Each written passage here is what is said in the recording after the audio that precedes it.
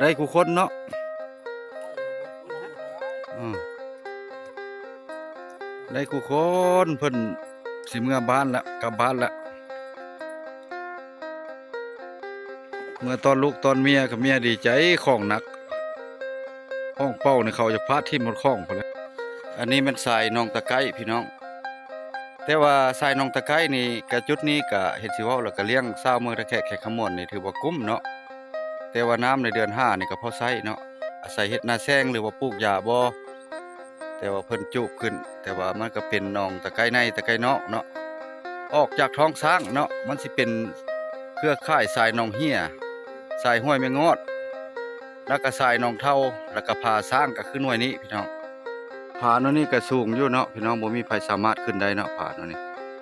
กอหน่อไม้นี่ก็ถือว่าหมดหลายแล้วแต่แก้วก็กอหน่อไม้ไผ่ขี่หรือว่าหน่อไม้กระสะนี่หลายแต่ว่าปัจจุบันนี้นี่ถือว่ากอหน่อไม้นี่มันบ่อยากมีแล้วเพราะว่าเพิ่นเฮ็ดนาใส่นาแซงเนาะเพราะว่าหน้าปีนี่เฮ็ดบ่ได้แน่นอนเพราะว่ามีแต่น้ำยามนั้นได้ขี้เหือมาพี่น้องเห็นสิว่ามันก็เป็นจุดหนึ่งที่ว่าดึงดูดเนาะดึงดูดขอโทษขออภัยเนาะให้นักท่องเที่ยวมาเบิ่งมาชมเนาะเพราะว่าในเขตขมวนนี่ก็หลายจุดแหล่งท่องเที่ยวนี่ก็เป็นอันนี้เพิ่นยามโง่เนาะเพิ่นยามโง่ใส่กุ้งแขกขมวนนี่ก็เป็นบ่อนท่องเที่ยวที่ว่าหลายจุดเนาะรวมแล้วก็278แห่งเนาะพี่น้องเพราะว่าไล่มาก็ถือว่าหลายแต่ว่าในประวัติศาสตร์ก็ยังสิกว้างหันก็เป็นไปได้เนาะพี่น้องตอนนี้ก็สิได้กลับบ้านกลับช่องแล้วพี่น้องเฮาเนาะเพราะว่าค่ำเลยเดี๋ยวนี้ก็5 โมงปลายเนาะตอนแรงยามเย็นๆพี่น้องเฮาเนาะพบพี่พบน้องมาหนองตะไคร้เฮาสิไปหนองเหี้ยนี่ก็บ่ทันมันค่ำละมื้อหน้าสิไปถ่ายให้เบิ่งใหม่พี่น้องนี่เพิ่นสิกลับบ้านแล้วเพราะว่าเพิ่นกู้เครื่องกู้ของแล้วนี่แต่เว้นมื้อนี้ก็บ่หนาวปานใดแค่ขมวนเฮาพี่น้องโอ้ได้หลายอยู่โง่ก็ได้เนาะ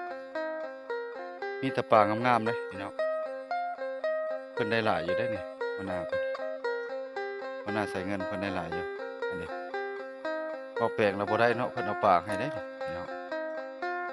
นี่ในป่านี่พี่น้องปลางามแต่ว่าได้แต่ช่วงเช้าก็จะชุ่มๆหน่อยหนึงแล้วก็กินได้อยู่ ได้แล้วกินได้อยู่เนาะพอแล้วเนี่ยขอบใจหลายๆ ผมว่านพะเลาะแล้วยังอย่ามองอยู่พี่น้องเพิ่นอย่ามองเนาะ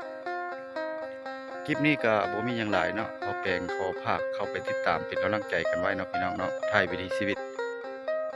ชนบทบ้านนาเฮาเนาะทางช่องบ่แปลงบ้านนาพี่น้องเข้าไปติดตามกันไว้เนาะภาค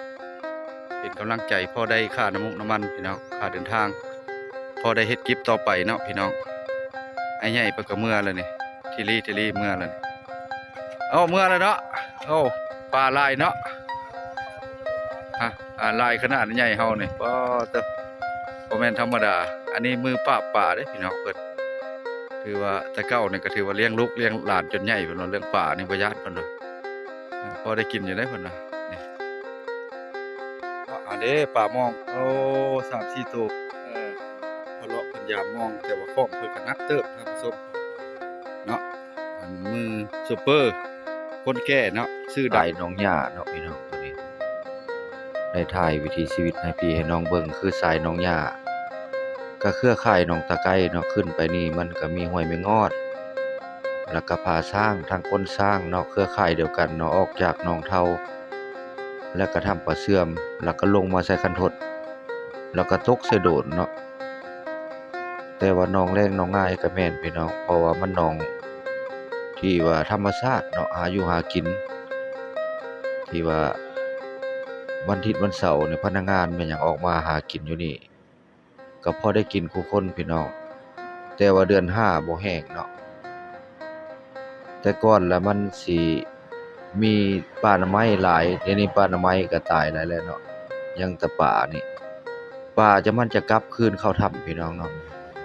แต่ว่าในเมื่อก่อนในวันศีลนี่เพิ่นจะพ่อแม่เพิ่นบ่อยากให้ลงหาเนาะตอนนี้ก็ยังวันศีลเพิ่นก็ยังหาอยู่เพิ่นก็บ่ได้ค่อยคลำดอก แต่ว่าความเชื่อของบุคคลเนาะแต่วันศีลนี่หาบ่อยากได้เนาะแต่ว่าหนองตัวนี้ก็เป็นหนองที่ศักดิ์สิทธิ์อีกแห่งหนึ่งพี่น้อง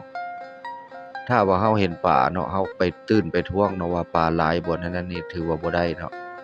เพิ่นจะให้กินได้กินเมิดซุผู้ซุคนเนาะพี่น้องเฮาเพราะว่ามาหาอยู่หากินนี่ก็พอแรงพอง่ายของคนบางคนก็ได้ขายพี่น้องเป็นสินค้า